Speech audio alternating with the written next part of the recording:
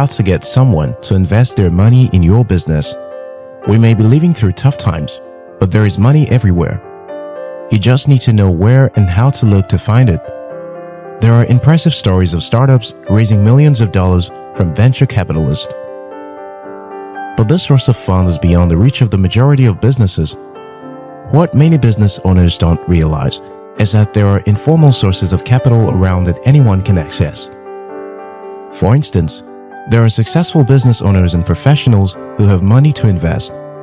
These people have a pile of cash in the bank, looking for where to invest their money.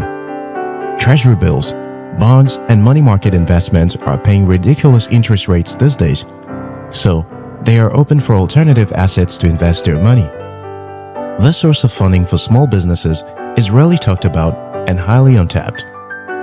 I run a business, and I have invested both capital and sweat in businesses founded by other people, so I have a bit of experience with this. If you need capital to start or grow your business, in this video, you will learn how to get people like this to invest their money in your business.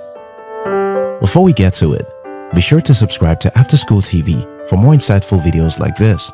1. Ask for advice, not money. I invested a fairly reasonable amount of money in the business of someone I met over the internet. I'll call him Tom. I'll use him as a case study to emphasize most of my points in this video, so let's just call him Tom. It didn't matter that Tom was a stranger and from a different tribe, but the truth is that it took about 2 years from the time we met online before he pitched his business idea. The initial part of our relationship was strictly on online mentorship basis. He reached out for advice from time to time, nothing more. By that time, he presented his business for investment. We had already developed a relationship. It's rare for someone you don't know on a personal level to risk their money with you. Your goal is to seek out mentors you respect and seek to learn from them. Then build a relationship to the point where you earn their respect. Don't go to people and act like you're entitled to their money, even if it's your relative. You want to be as professional as possible and show that you are a serious-minded person. 2. Earn their respect. This is usually where you easily separate the dreamers from the doers. It's easy for people to seek advice from people they admire. It's not that hard to get people who have succeeded in that area of their life to share from their experience. People love to do that. They may respect you for being curious to learn, but this level of respect will not make them part with their hard-earned money. You have to prove to them that you are a doer. This was the primary reason I decided to invest with Tom. He didn't just ask for advice from time to time. I observed he was acting on what we had discussed. When it was time to invest, it wasn't a difficult decision for me to make. What you may not understand is that people need to put their money to work, but they don't want to risk losing it. When they find a worthy candidate, they'll be more than willing to invest. Earning your mentor's respect is the most important part of the process. You don't have to fake it or intentionally try to be impressive. If you are hungry and driven enough, you will naturally earn such people's respect. 3. Start from somewhere. Investors want to support those that prove they can do a lot with a little. No one wants to put their money where they are not convinced it will yield returns. Businesses do fail, but people who invest do so because they believe the business has a high chance of making profit. What will make a business succeed is not how smooth-talking the founder is or how detailed the business plan is. It is a combination of many things, including how hungry, driven, and dedicated the founder is to the business. And the primary way to prove your loyalty to the business is to actually start with the little resources at your disposal. If you want to launch an app, start building a prototype. If you want to launch a fashion business, start making and selling clothes online. Just start with what you have. Prove that the business works, then take that proof to potential investors. In fact, investors are only there to help you get to the next level. By the time Tom reached out to pitch his idea, the business was already making some money. Not a lot, but something to prove that this thing has potential. Just start. 4. Demonstrate the profit potential of your business. Let me talk a bit more on this. The best way to demonstrate that your business is profitable is to get it to the market and get strangers to say yes to your idea. It's not possible to test your business on a small scale.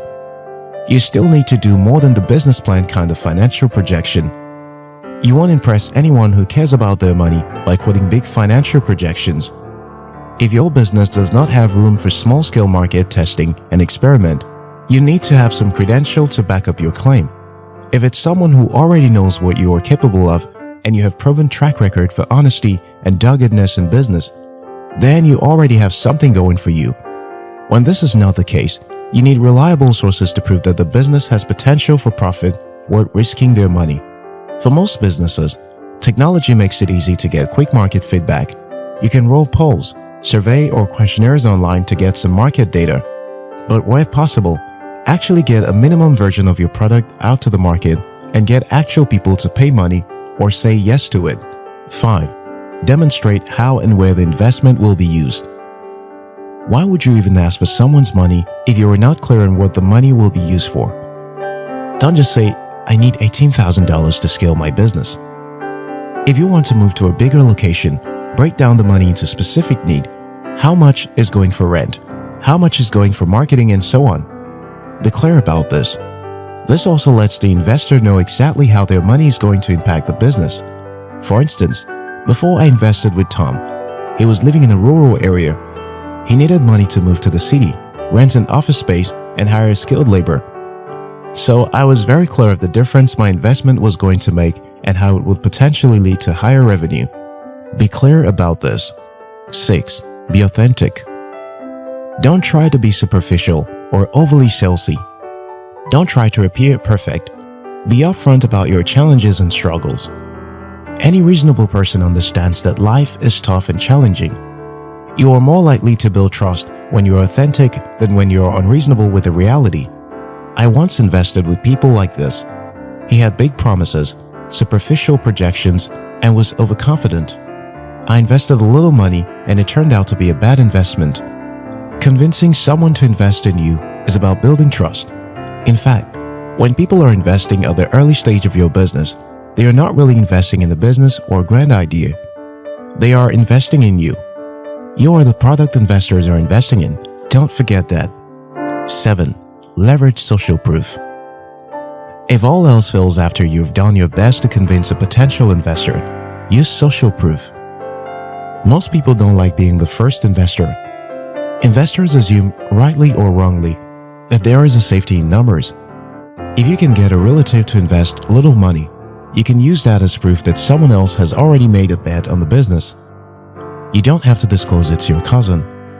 This can encourage the skeptical investor to take action. Some people actually create an imaginary investor just to create demand and social proof. You have to be careful with this though, so that it doesn't backfire. You see, money is everywhere. You'll be amazed when you realize that people are actually looking for people they can trust to invest in their business. The problem is finding those trustworthy people. No one wants to give their hard-earned money to someone they cannot rely on. If you can prove to be that person someone can trust, you will be surprised at how easy it is to raise capital for your business. I hope this helps someone to get money for their business. If you found this video helpful, like and share it with someone. If you're yet to subscribe to After School TV, now's a good time to hit the subscribe button. Until next time, your success matters.